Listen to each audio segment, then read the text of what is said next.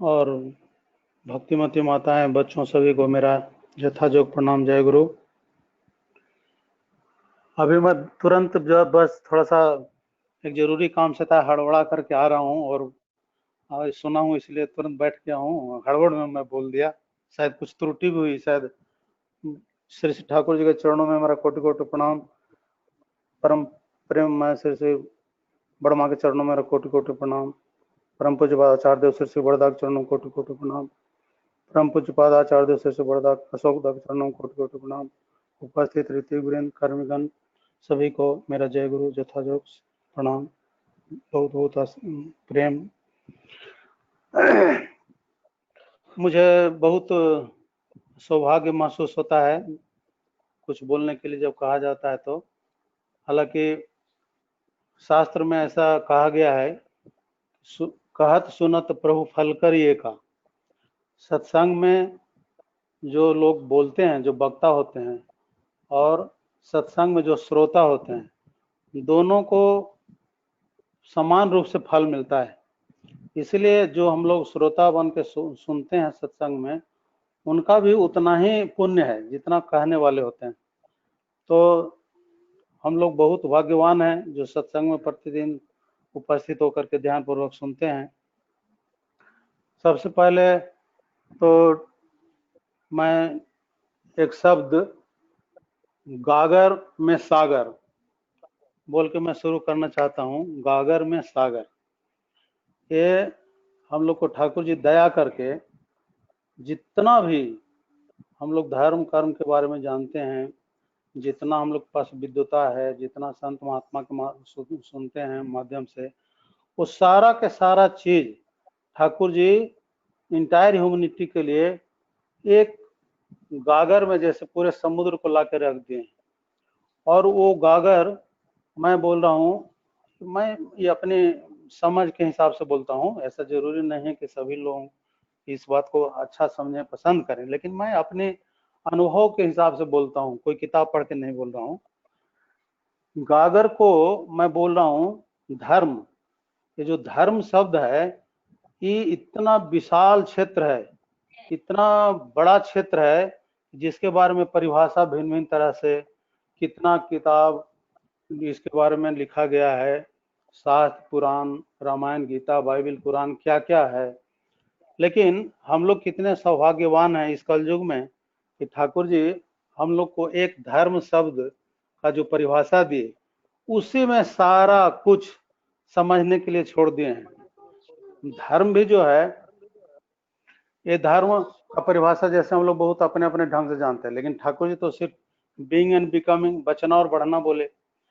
ये बचना और बढ़ना शब्द जो है, वो मैं समझता हूँ कि इसका डिटेल अच्छा से समझने के लिए दो शब्द इसमें है, बचना और बढ़ना, बीइंग एंड बिकमिंग। अपने बचे बचावे सबको, धर्म समझना केवल उसको। धर्म में सभी बचते बढ़ते, संप्रदाय को धर्म में कहते। इस तरह से ठाकुर जी धर्म का जो शॉर्ट में व्याख्या की, इसमें दो शब्द है, बचना और बढ़ना।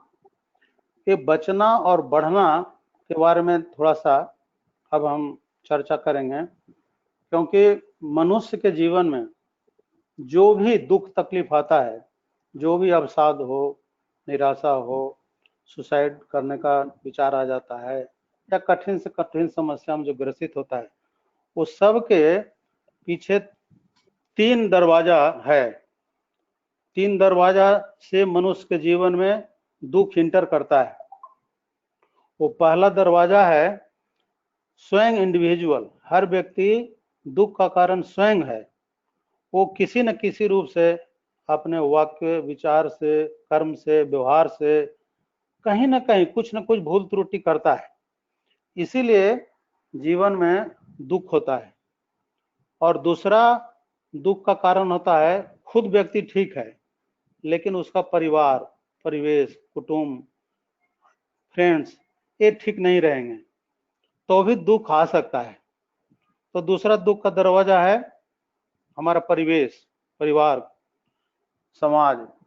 और तीसरा जो सबसे बड़ा दरवाजा है, वो दैविक जिसको बोलते हैं, प्राकृतिक प्रकोप, अभी जैसे कोरोना भी है, इसको उसी में हम लोग ले सकते हैं। तो मैं इस विषय में ये बताना चाह रहा हूँ, आप लोग से शेयर करना चाह रहा हूँ, बताना नहीं सब बोलना चाहिए, शेयर कर रहा हूँ अपने विचार को, कि बचना शब्द जो ठाकुर जी दिए, बचना और बढ़ना दो शब्द, तो बचने के लिए ठाकुर जी यजन याजन इष्टवृत्ति ये तीन चीज दे दी है बचने के लिए।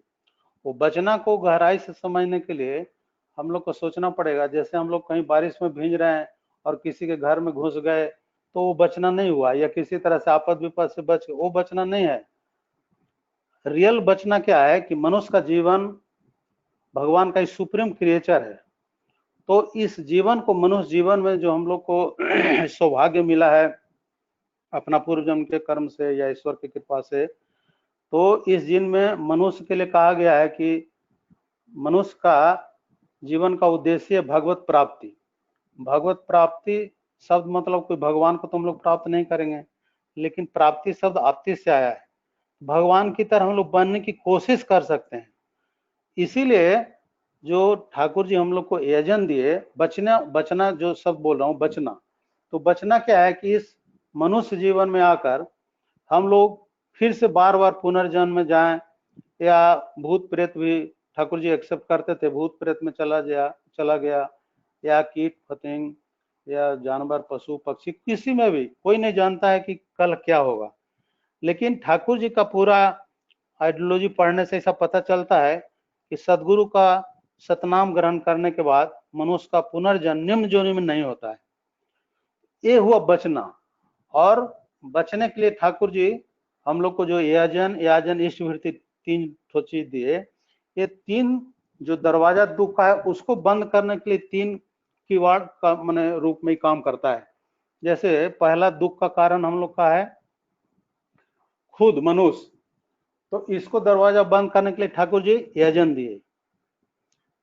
सबको अपने अपने ढंग से हम लोग समझते हैं यजन क्या है, लेकिन मैं ऐसा समझता हूं कि self purification through repetition of holy name, ये मेरा अपना समझ है। यजन mean self purification through repetition of holy name. ये होली नेम जो हम लोग को पवित्र नाम जो मिला, बीज मंत्र मिला, इसका रिपीटेशन करते करते करते करते अभ्यास करते करते करते करते क्या हो जाता है कि हर मनुष्य अपना कमी को जानता है, मेरा क्या कमी है। उस कमी को पकड़ने के लिए नाम बहुत जरूरी है, ध्यान सत्संग जो भी हम लोग कर रहे हैं सब जरूरी है। तो किसी भी परिस्थिति में हर मनुष्य अपना कमी को जानता है। उस कमी को ठीक करने के लिए हमारा यजन है। तो यजन किसके लिए हुआ? अपने लिए। ठाकुर जी का बचने के लिए जो विधान है उसमें यजन सिर्फ अपने लिए है। हम अपने कैसे ठीक होंगे, क्योंकि ठाकुर जी बोले हैं व्यक्ति दंपति परिवार समाज राष्ट्र के उत्तरदायी हो। तो पहले तो व्यक्ति को अपने ठीक होना है। अपने ठीक करने के लिए ठाकुर जी पहला जो दुख का दरवाजा बंद किए, किवाड़ दिए हम लोग को लगा के, वो क्या है? यजन। यजन के माध्यम से हम लोग सबको अपने आप में जो जहाँ है ठीक होना है।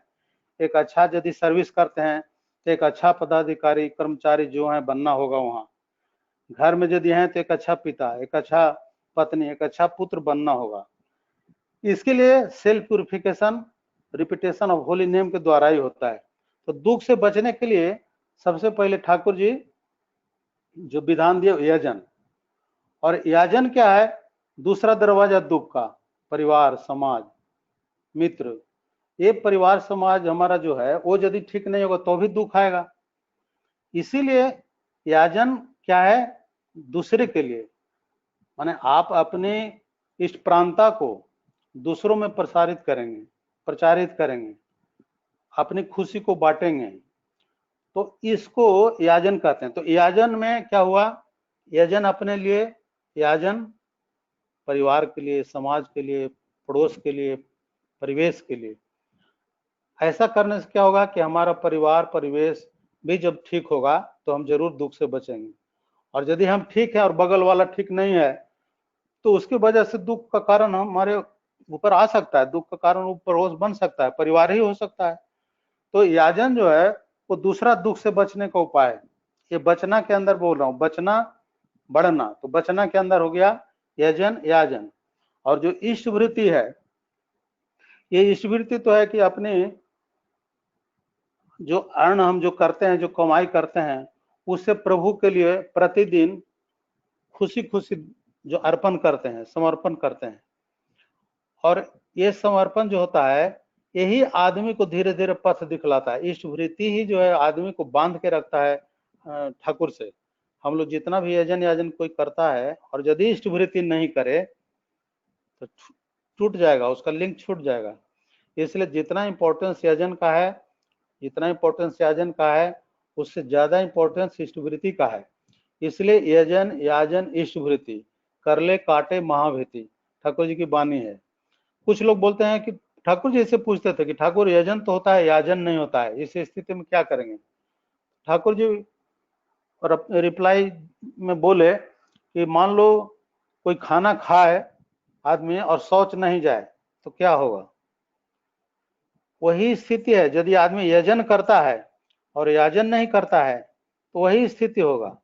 तो जितना इंपॉर्टेंस यजन का है, जितना इंपॉर्टेंस याजन का है, उतना ही इंपॉर्टेंस इष्टवृत्ति का है। और तीनों मिला करके जब हम ऐसा निष्ठावान होकर के जब हम सही सही ढंग से विधि पूर्वक नीति पूर्वक जब काम करते हैं, तो हमारा बचना सार्थक हुआ। तो ठाकुर जी का धर्म का परिभाषा में जो बचना और बढ़ना है, वो बचना के लिए यजन याजन इष्टवृत्ति हुआ। ऐसा यजन याजन इष्टवृत्ति करने वाला व्यक्ति को जीवन में बहुत घटना, बहुत आपद विपद आता है, किसी न किसी तरह से प्रभु उसको बचा लेते हैं। तो यजन याजन इष्टवृत्ति के माध्यम से बचना हुआ, धर्म का हाफ, आधा पार्ट। और जो बढ़ना है, वो बढ़ने के लिए दूसरा जो शब्द वो बढ़ना, ये बढ़ने के लिए स्वस्थैने और सदाचार। यजन याजन इष्टवृत्ति करते हुए 10 साल 20 साल आप रह सकते हैं, जीवन बिता सकते हैं। उसे ही फायदा तो जरूर हुआ कि पुनर्जन्म निम्न जोनि में नहीं होगा, ये तो गारंटी ठाकुर जी दिए हैं। लेकिन जो बढ़ना शब्द है, धर्म का दूसरा शब्द बचना और बढ़ना, ये बढ़ना शब्द जो है, वो बढ़ने के लिए स्वस्थैनी सदाचार जरूरी है। स्वस्थैनी सदाचार जरूरी क्यों है? क्योंकि स्वस्थैनी के माध्यम से ही हमारा आहार व्यवहार विचार शरीर वस्त्र सब कुछ शुद्ध होता है। और हम लोग कोई भी व्यक्ति ऐसा नहीं है जो किसी मंदिर में जाते हैं तो बिना स्नान किए हुए या जूता चप्पल पहन के या जैसे तैसे कुछ खा पी के चले जाते हैं। जब मंदिर में जाते हैं तो स्नान करके जाते हैं, शुद्ध कपड़ा पहन करके जाते हैं। और 99% चाहे 99.9% लोग बिना खाए पिए जाते हैं मंदिर में पूजा करने।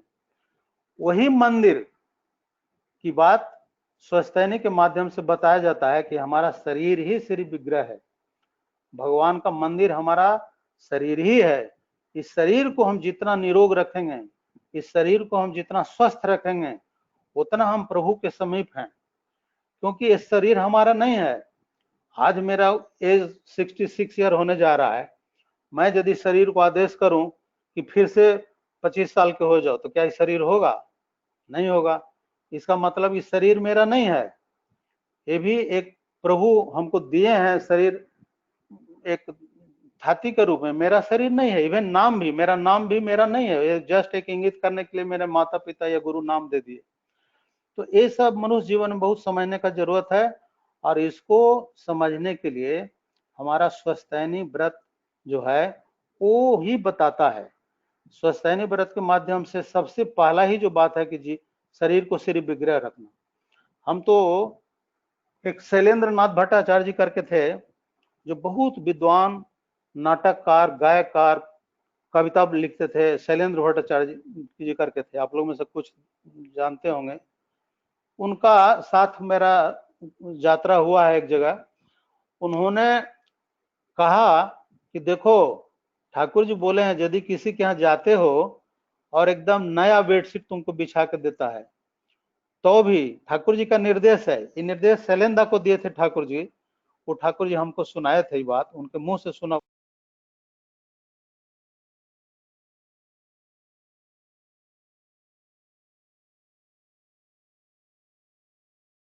बेडशीट देता है तो भी उस पर तुम अपना बेडशीट बिछाना।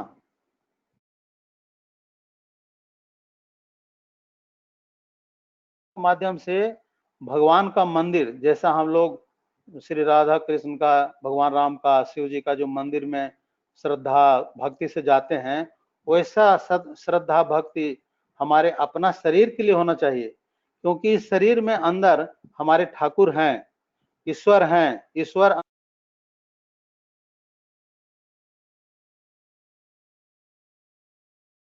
हम शरीर में रख करके, और तब हम सोचते का जो पालन गुरु भाई लोग नहीं करते हैं, मैं उनके लिए कुछ ऐसा नहीं बोलने जा रहा हूँ जो उनको कष्ट लगे, बस एक समझने के लिए बात बोल रहा हूँ कि मनुष्य ही एक ऐसा सुप्रीम क्रिएचर है जो सबसे ज्यादा कीमती मूल्यवान जीवन का है, लेकिन मनुष्य का मरने के बाद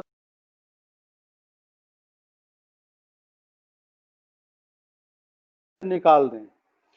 तो जब हम लोग श्मशान घाट पर जाते हैं और वहां से लौटते हैं, तो क्या करते हैं, कोई कोई विधान है लोहा छूने का, तो कहीं मिर्चा काटते हैं लोग, कुछ करते हैं कुछ करते हैं, और शरीर को हम लोग वहां से दाह संस्कार करके चलाते हैं। वही शरीर है दूसरा जीव भी, जो लोग खस्सी खाते हैं, मुर्गा खाते हैं, जो भी मीट खाते हैं, ये आलोचना नहीं समझेंगे, जस्ट समझने के लिए मैं बात बोल रहा हूँ कि वह भी एक जीव है, और जीव का हत्या हो गया, चाहे खस्सी कटा या मुर्गा कटा, तो उसका भी हत्या हो गया। ये मछली है, वो भी एक मुर्दा हो गया। उस मुर्दा का कितना हम लोग इंपॉर्टेंस देते हैं, घर में लाए, घर में ला के उसको हम लोग बढ़िया से परिष्कृत करके, आराम से तल भून करके, और उसका अंतिम संस्कार कहाँ किए, अपने शरीर में। जिस शरीर में हमारा ठाकुर विराजमान है, जिस शरीर में ईश्वर का वास है, उस शरीर में हम एक मुर्दा को ला करके बढ़िया से परिष्कृत करके सिर्फ अपने स्वाद के लिए खाते हैं। तो ये बात मैं इसलिए कह रहा हूं कि जब तक भगवान का कृपा प्राप्त करने के लिए शरीर, वाणी, व्यवहार, कर्म, विचार सारा चीज शुद्ध नहीं होगा, तब तक हम लोग भगवान की कृपा को अनुभूति उतना अच्छा से नहीं कर पाएंगे जितना होना चाहिए। क्योंकि स्वस्थैनी के साथ सदाचार जुड़ा हुआ है। सदाचार में नहीं रत भय उसे प्रतिपद। हर समय हम लोग को अपना शरीर शुद्ध रखना है, इसीलिए हम लोग को एक सदाचार डिबिया रखने का जो निर्देश दिया गया हम लोग रखते हैं। कहीं भी हाथ मुंह गलत से नाक में आंख में चला जाए तो तुरंत हम लोग शुद्ध करते हैं। क्यों करते हैं? शरीर को शुद्ध रखने के लिए। और ऐसा करके जब हम लोग धीरे धीरे धीरे धीरे आगे बढ़ेंगे, तब हम लोग को समझ में आएगा कि धर्म क्या है, और ठाकुर जी धर्म को कितना विस्तार को कितना छोटा सा रूप में हम लोग को दे दिए। बचना और बढ़ना, ये बचना के लिए जनिष्ठ वृत्ति, बढ़ने के लिए स्वस्थैनी सदाचार। और बढ़ने में क्या है कि हम बढ़ना, वृद्धि जो हमारा सांसारिक वृद्धि है, ये बढ़ने का उद्देश्य इस धर्म में नहीं है। इस धर्म में आंतरिक, जिसको हम लोग बोलते हैं तुम्हारा ठाकुरत्व न जगा, जो सत्संग में सत्य अनुसार में ठाकुर, तुम्हारा ठाकुरत्व न जगा, तो कोई केंद्र नहीं, ठाकुर भी नहीं, वो ठाकुरत्व न जगा, उस शब्द को सही सही इंप्लीमेंटेशन जीवन में लाने के लिए ये स्वस्थैनी सदाचार बहुत जरूरी है। जितना स्वस्थैनी सदाचार का पालन हम लोग निखुत भाव से करेंगे, उतना ज्यादा हम लोग प्रभु का कृपा प्राप्त करेंगे। तो ये मेरा छोटा सा यजन याजन इष्टवृत्ति स्वस्थैनी सदाचार के बारे में ऐसा समझ है। ये सारा जितना हमारा धार्मिक ग्रंथ है, सारा धार्मिक ग्रंथ का सार निचोड़ ठाकुर जी हमको खाली बचना और बढ़ना में बता दिए। और देखिए इसको प्रैक्टिकली देखिए, बचना जो शब्द है मनुष्य के लिए नहीं, जानवर के लिए, पशु पक्षी के लिए, सब तो छोड़िए। हम लोग सभी लोग दुर्गा पूजा आ रहा है, दुर्गा पूजा मनाते हैं, उसमें कलश बैठाते हैं, कलश में जो जई डाला जाता है, वो देखिएगा अंदर में, बाहर में यदि उस जई को डाला जाएगा तो जितना उसका वृद्धि होगा उतना ही अंदर में भी होगा। फर्क सिर्फ ये होगा कि उसमें जो सूर्य का किरण नहीं पड़ने से, फोटोसिंथेसिस वाला जो क्रिया होता है वो नहीं होने से, वो सिर्फ हरा बाहर होगा और अंदर वाला में हरा नहीं होगा, येलो होगा। तो इतना ही फर्क है, लेकिन बचा हुआ भी है, वो बढ़ा हुआ है। तो सोचिए ठाकुर जी कैसा हम लोग का धर्म का परिभाषा बताया, बचना बढ़ना। ये बचना न सिर्फ मनुष्य के लिए, जानवर के लिए, पशु पक्षी के लिए, क्रीपर्स के लिए, बल्कि एक माने पौधा के लिए भी, प्लांट के लिए भी इम्प्लीमेंटेशन हो रहा है। ऐसा धर्म का परिभाषा। ऐसे महापुरुष, ऐसे सदगुरु, ऐसे पुरुषोत्तम नारायण के शरण में हम लोग हैं दादा, कितना हम लोग भाग्यवान हैं। इसीलिए थोड़ा सा अब अपनी कुछ मन की बात कह के अब कुछ विषय पर मैं आ रहा हूँ। एक दिन मैं चर्चा किया था अपने एक पुराने गुरु भाई थे, जो लाइगेट का एडिटर थे, संपादक थे, डॉक्टर रेवती मोहन विश्वास। डॉक्टर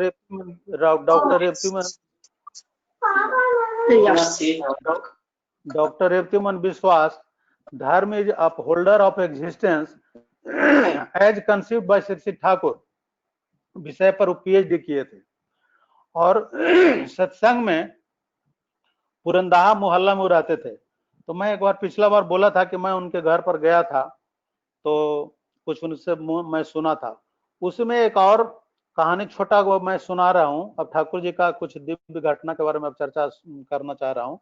उसमें एक चर्चा ये है कि सत्संग में आने के लिए जब डॉक्टर रेवती मोहन तैयार हुए तो उनका एक 12 साल की बच्ची थी। वो बच्ची बोलती है कि बाबा आज आइएगा तो मेरे लिए रसगुल्ला लेकर के आइएगा। रेवतीदा बोले कि ठीक है। वो रेवतीदा फिर लौट के जा करके 20 रुपया वो लेकर के अपना पॉकेट में रख लिए। पॉकेट में रख करके आते हैं आश्रम, ठाकुर जी को प्रणाम किए। ठाकुर जी को प्रणाम करने के बाद बैठे। जैसे ही सभी लोग स्थिर हुआ तो एक व्यक्ति आता है, ठाकुर जी को प्रणाम करता है। तो रेवतीदा को ठाकुर जी इशारा कर बोलते हैं कि रेवती सुनो, वो व्यक्ति को जो प्रणाम कर रहा था उसका इशारा करके बोलते हैं उस व्यक्ति को 20 रुपया दे सकता है। रेवतीदा बहुत खुशी खुशी वो 20 रुपया उस व्यक्ति को दे देते हैं। बैठते हैं। बैठने के बाद टाइम पास हुआ। जब लौटने लगे तो उनके मन में ऐसा विचार आया कि लड़की जाएंगे तो अब जिद करेगी कि रसगुल्ला लाए, रसगुल्ला तो हम नहीं लाए। ऐसा सोचते सोचते जा रहे हैं। तो जब दरवाजा पर गए तो बच्ची पहले से निकल के एकदम खूब खुशी से उछलते हुए बोले कि बाबा बाबा आज तो गजब हो गया। क्या हो गया? बोले कि एक व्यक्ति पूरा 1 हंडी रसगुल्ला, मीठा दही का हंडी और 2 किलो शुद्ध घी लेकर के आया, पहुंचा दिया है। रसगुल्ला, इतना रसगुल्ला माने ले भी नहीं जाते रेवतीदा। इतना रसगुल्ला एक बड़ा हंडी में गया। 2 हंडी में मीठा दही, 2 किलो घी, इतना गया। तो लड़की खुशी से उछल रही थी। रेवतीदा बोलते हैं कि ऐसा लगा कि एकदम अंदर से मन कितना रोए, कैसा हमारा ठाकुर है कि हमारे मन की बात को कैसे पूरा करते हैं। और जितना हम सोच नहीं सकते थे उतना हम सामान तो एक बार ले भी नहीं जा सकते थे, उतना दे दिए। तो ऐसे हमारे ठाकुर जी हैं। कल भी जैसा मधुदा बता रहे थे, डॉक्टर मधुब जो आए थे, बहुत कहानी बताए। ठाकुर जी का दिव्य जीवनी, दिव्य घटना अनेक है। ये हरि अनंत, हरि कथा अनंता है। वो तो हम लोग को सौभाग्य है कि उनका कथा सुन सुन के और हम लोग तृप्त होते हैं। एक घटना है बांग्लादेश में, जब ठाकुर जी थे पावनाश्रम, वहां का एक घटना है। एक गरीब महिला कुष्टिया की थी। वो गरीब महिला थी लेकिन ठाकुर जी का भक्त थी। उसको मन में ऐसा भाव आता था कि मैं भी यदि जाती आश्रम ठाकुर जी के पास तो कुछ लेके जाती, लेकिन गरीब हैं हम, गरीब क्या लेके जाएं उनके पास। तो बड़ी मुश्किल से वो धान इकट्ठा की। धान इकट्ठा करके वो अपने हाथ से चूड़ा बनाई। चूड़ा ½ केजी के लगभग रहा होगा। ½ केजी चूड़ा लेकर के वो माँ आश्रम गई। ठाकुर जी के पास जब गई तो देखती है कि वहां एक से एक लोग ठाकुर जी के अच्छा अच्छा गिफ्ट लोग दे रहे हैं, अच्छा अच्छा चीज दे रहे हैं। ये माँ को लगा कि परमपिता ईश्वर हमको इतना गरीब दिए बनाए हैं कि हम ठाकुर जी को कुछ दे भी नहीं सकते हैं। जो सामान देने के भी लाए हैं वो अब देने में शर्म लग रहा है कि क्या ऐसा सामान हम ठाकुर जी को दें। वो बेचारी सहमी जैसा खड़ी है और ठाकुर जी को एकटक से देखे जा रही है। जो लोग जो लाए थे दे रहे थे, देते गए। उस भीड़ में ठाकुर जी उस माँ को देखते हैं और बोलते हैं कि माता जी आप कहाँ से आई हैं? आप मेरे लिए क्या लाई हैं? आप जो लाई हैं हमारे लिए दीजिए। और माँ तो शर्म से कुछ माने सोच ही नहीं रहे कि हम क्या बोले, कुछ बोल नहीं रहे। तो एक भक्त गए, जाके उनका चूड़ा का पोटरी ली ठाकुर जी को ले जा करके दे दिया, वो भक्त दे दिए। ठाकुर जी खूब खुश हुए, बोले कि जाओ बड़मा को दे दो। बड़मा को दे दिया गया चूड़ा।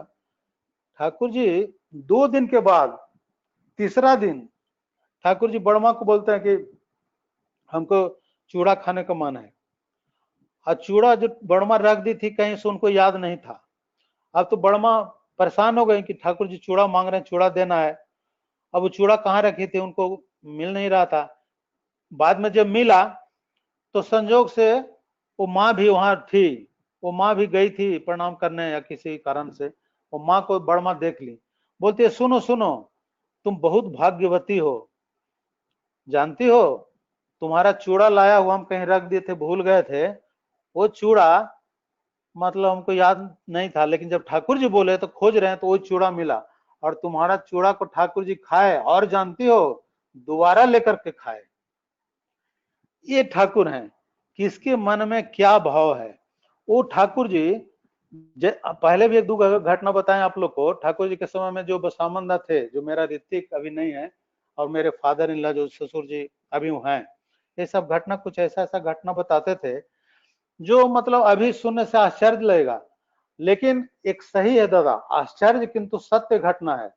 और इस घटना को मैं आप लोग सबों से निवेदन करूंगा कि ये आपका मई 2019 का पत्रिका है, कि मई 2019 का पत्रिका आप लोग के पास यदि किसी के पास होगा तो उसमें एक छोटा सा कहानी है।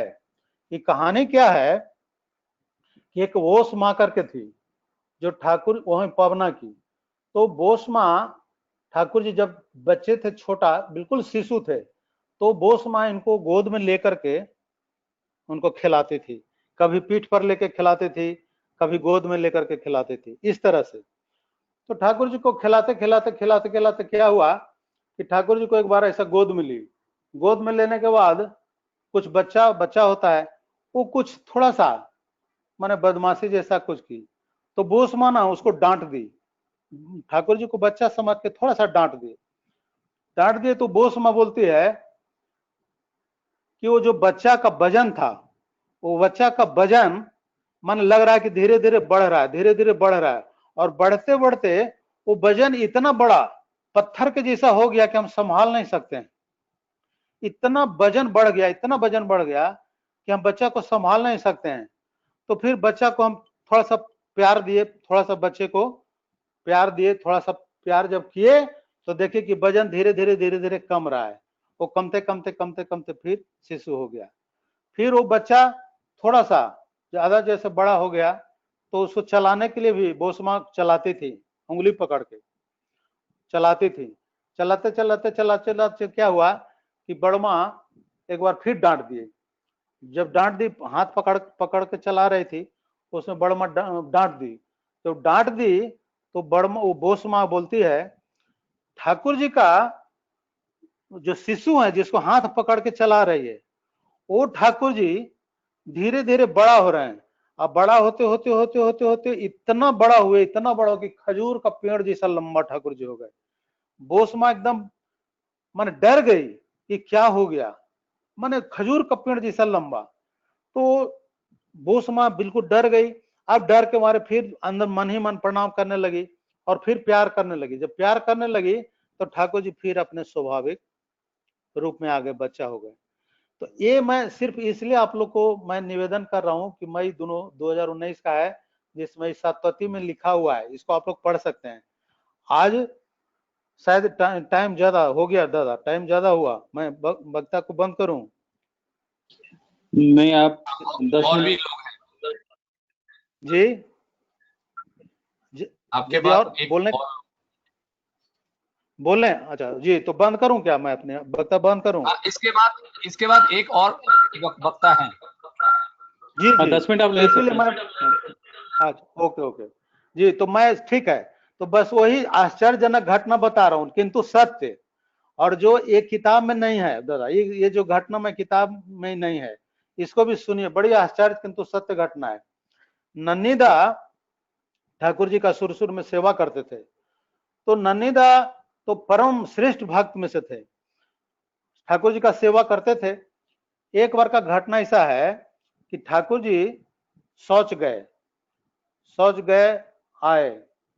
आने के बाद आए मतलब क्या, वो शौच में ही रूम में थे, लेकिन कुछ एक आवाज दिए, आवाज देने पर ननिदा बोले कि ठीक है आते हैं ठाकुर। तो ठाकुर जी के पास गए। जब ठाकुर जी के पास ननिदा गए तो ठाकुर जी धोती का आगे वाला पार्ट को दिखाए, इशारा किए, उंगली से ऐसे इशारा किए, तो आगे वाला पार्ट जो धोती का था वो भीजा हुआ था। तो ठाकुर जी का धोती भींजा हुआ देख के ननिदा को लगा कि ठाकुर जी को प्रसाव हो गया मन धोती में। तो उनका मन में एक भाव आया कि हम लोग ठाकुर जी को भगवान मानते हैं, ठाकुर जी भगवान हैं, क्या ठाकुर यही भगवान है, धोती में पेशाब हो जाता है? उनका मन में एक भाव आ गया। और ठाकुर जी तो गए थे शौच के लिए, तो इनको कपड़ा दूसरा धोती लेके जाना था, तो ठाकुर जी का दूसरा धोती लेकर के ननिदा गए हुए हैं। तो जब इशारा किए तो ननिदा देखे धोती भीगा हुआ है, और भीगा हुआ धोती देखने के बाद इनको जो मन में भाव ऐसा आया, वो देखिए ठाकुर जी का लीला, ननिदा को क्या दिखाए। ननिदा को बोले ठाकुर जी कि नन्ही पहनाओ धोती, चेंज करो। तो ननिदा जब धोती पहनाने के लिए जब हाथ ऐसे बढ़ाते हैं, तो ठाकुर जी का धोती का जो हाइट होता है दादा, ठाकुर जी का हाइट इतना ऊंचा हो गया कि ठाकुर जी का घुटना, नी जो होता है ना, नी तक ही धोती का हाइट होता है। तो ठाकुर जी को ननिदा देखते हैं ऊपर, तो ठाकुर जी का लंबाई बहुत ऊंचा हो गया। आश्चर्य में ननिदा पड़ गए। फिर नॉर्मल हुए, ननिदा को बोलते हैं ठाकुर जी की नन्ही धोती पहनाओ। तो दोबारा जब धोती पहनाने के लिए ऐसे करते हैं, तो ननिदा का हाथ जितना दूर तक ऐसा राउंड जा सकता है, उससे ठाकुर जी का कमर जो है वो बहुत ज्यादा हो गया, इतना ज्यादा हो गया कि ननिदा का हाथ उतना नहीं पहुंच सकता था। तब ननिदा को समझ में आ गई कि ओ ठाकुर जी के माने बारे में हमारे मन में जो गलत भाव आ गया, उसको ठाकुर जी हमारा दिव्य रूप दिखाए। तो ठाकुर जी को फिर भूमिष्ठ होकर के प्रणाम ननिदा बोल करके क्षमा मांगे, फिर ठाकुर जी नॉर्मल होते हैं।